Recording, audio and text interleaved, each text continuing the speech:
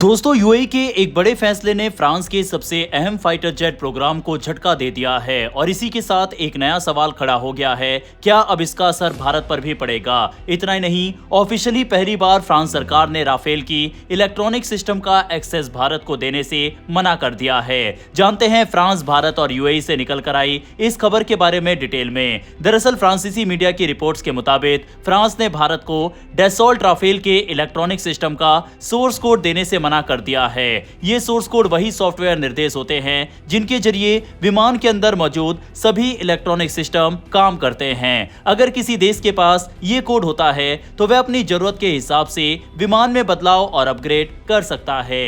ये मामला खासतौर पर राफेल के कुछ बेहद महत्वपूर्ण सिस्टम से जुड़ा है। इनमें Thales RBE2 radar, MDPU modular data processing unit और स्पेक्ट्रा इलेक्ट्रॉनिक वारफेयर सूट शामिल है। ये तीनों सिस्टम किसी भी फाइटर जेट के दिमाग और सुरक्षा कवच की तरह काम करते हैं, इसीलिए इन्हें बेहद संवेदनशील तकनीक माना जाता है। फ्रांस का कहना है कि इन तकनीकों की सुरक्षा बहुत जरूरी है, इसीलिए इन्हें पूरी तरह साझा नहीं किया जा सकता। अब इसका सीधा असर भारत की रणनीतिक स्वतंत्रता पर पड़ता है। अगर सोर्स कोड नहीं मिलता तो भारत राफेल में अपने हथियार सिस्टम को आसानी से इंटीग्रेट नहीं कर पाएगा और हर बड़े बदलाव या अपग्रेड के लिए उसे फ्रांस की मंजूरी लेनी पड़ेगी। यानी तकनीकी तौर पर भारत को कुछ हद तक फ्रांस पर निर्भर रहना पड़ेगा। इसी बीच एक और बड़ा सवाल सामने आता है जो भारत के मल्टी रोल फाइटर एयरक्राफ्ट यानी MRFA प्रोग्राम से जुड़ा है। इस प्रोग्राम के तहत भारत करीब 114 नए फाइटर जेट खरीदने की योजना बना रहा है, जिसकी कुल कीमत लगभग $36 बिलियन बताई जा रही है। शुरुआती योजना के अनुसार इनमें से 12 से 18 विमान सीधे फ्रांस से तैयार हालात में आएंगे, जबकि बाकी विमानों का निर्माण भारत में ही किया जाएगा। भारत के एक महत्वपूर्ण शर्त यह भी है कि भारत में बनने वाले इन विमानों में कम से कम 30% हिस्से भारतीय कंपनियां द्वारा बनाए जाएं। लेकिन जब सोर्स कोड जैसी अहम चीज ही साझा नहीं की जा रही तो ये सवाल उठता है कि बाकी तकनीक का ट्रांसफर किस हद तक होगा। दूसरी तरफ रशिया ने अपने 5वीं पीढ़ी के फाइटर जेट Su-57 के एक्सपोर्ट वर्जन के लिए भारत को पूरा सोर्स कोड और डिजाइन से जुड़ी जानकारी देने का प्रस्ताव रखा है। इसका मतलब ये होगा कि भारत उस विमान में अपनी जरूरत के हिसाब से बदलाव कर सकता है और उसे पूरी तरह नियंत्रित कर सकता है। इस पूरे घटनाक्रम से एक बड़ी तस्वीर सामने आती है, जहां एक तरफ पश्चिमी देश अपने संवेदनशील तकनीक को साझा करने में सावधानी बरत रहे हैं, वहीं दूसरी तरफ रूस जैसे देश ज्यादा खुला ऑफर दे रहे हैं। ऐसे में भारत के सामने ये चुनौती है कि वह अपनी सुरक्षा जरूरतों, तकनीकी स्वतंत्रता और दीर्घकालिक रणनीति के बीच सही संतुलन बनाए। कुल मिलाकर राफेल का सोर्स कोड न मिलना सिर्फ एक तकनीकी मुद्दा नहीं है, बल्कि ये भारत की रक्षा नीति और भविष्य की रणनीति से जुड़ा बड़ा फैसला बन सकता है। अब सवाल यह है कि क्या भारत को ऐसे सौदों में तकनीकी स्वतंत्रता को सबसे ऊपर रखना चाहिए या फिर तैयार और भरोसेमंद सिस्टम को प्राथमिकता देनी चाहिए। आपका क्या मानना है, कमेंट में जरूर बताइएगा। दूसरी तरफ यूएई ने राफेल F5 प्रोग्राम से खुद को अलग कर लिया है। ये वही अगली पीढ़ी का अपग्रेड है जिसे फ्रांस अपने डैसॉल्ट राफेल फाइटर जेट के लिए विकसित कर रहा है। शुरुआत में यूएई इस प्रोजेक्ट में करीब €3.5 बिलियन निवेश करने के लिए तैयार था, जबकि पूरे प्रोग्राम की लागत लगभग €5 बिलियन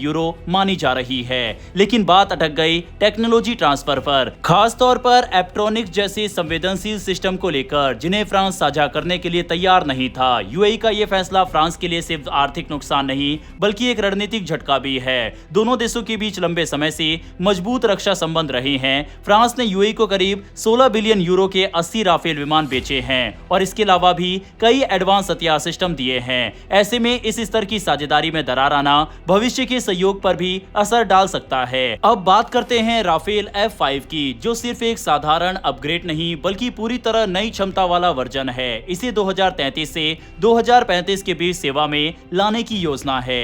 इसमें नए जमाने के सेंसर, ज्यादा ताकतवर इलेक्ट्रॉनिक वारफेयर सिस्टम और बेहतर कनेक्टिविटी होगी। सबसे खास बात यह है कि यह फाइटर जेट अकेले काम नहीं करेगा, बल्कि ड्रोन और सैटेलाइट जैसे प्लेटफॉर्म्स के साथ मिलकर एक सिस्टम ऑफ सिस्टम का हिस्सा बनेगा। इसमें लॉयल विंगमैन कॉन्सेप्ट भी शामिल होगा, यानी ऐसे ड्रोन जो फाइटर जेट के साथ उड़ते हुए निगरानी, हमले और इलेक्ट्रॉनिक मिशन में मदद करेंगे। इसके अलावा इसमें भविष्य की हाइपरसोनिक मिसाइल जैसे ASN-4G हाइपर सुपरसोनिक मिसाइल को भी शामिल करने की योजना है, जो इसकी मारक क्षमता को और बढ़ा देगा। अब सबसे अहम सवाल इस पूरे मामले में भारत कहां खड़ा है? क्या अब इस प्रोग्राम का बोझ भारत पर आएगा?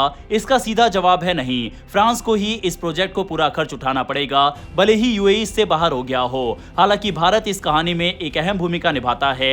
भारत इस समय राफेल का सबसे बड़ा विदेशी ग्राहक है और उसका MRFA प्रोग्राम, जिसके तहत 114 नए राफेल फाइटर जेट खरीदे जाने हैं, फ्रांस के लिए बेहद जरूरी है। इस डील के तहत ज्यादातर विमान भारत में बनाए जाएंगे, जिससे देश की डिफेंस इंडस्ट्री को भी मजबूती मिलेगी। यही वजह है कि भारत बिना सीधे निवेश किए भी इस प्रोग्राम को स्थिर बनाए रखने में एक अहम भूमिका निभा रहा है। भारत के बड़े ऑर्डर के चलते डसॉल्ट एविएशन को भरोसा मिलता है कि राफेल प्रोग्राम आगे भी चलता रहेगा और F5 जैसे महंगे अपग्रेड पर काम जारी रखा जा सकेगा। हाँ, यूएई के बाहर होने से कुछ देरी जरूर हो सकती है, लेकिन भारत के लिए इसका एक फायदा भी है। उसे भविष्य में F5 स्टैंडर्ड की एडवांस तकनीक मिल सकती है, बिना खुद रिसर्च और डेवलपमेंट का भारी खर्च उठाए। लेकिन सोर्स कोड एक्सेस ना मिलना अभी भी बड़ी प्रॉब्लम भारत के लिए है। बहरहाल दोस्तों, इस वीडियो में इतना ही। अगर डिफेंस से जुड़ी ऐसी वीडियो देखना अगर आपको पसंद है तो आप हमें सपोर्ट करने के लिए नीचे दिए गए सब्सक्राइब बटन को प्रेस कर बेल आइकन को जरूर दबा लें। फिर मिलेंगे ऐसी एक नई वीडियो के साथ। धन्यवाद। जय हिंद, जय भारत।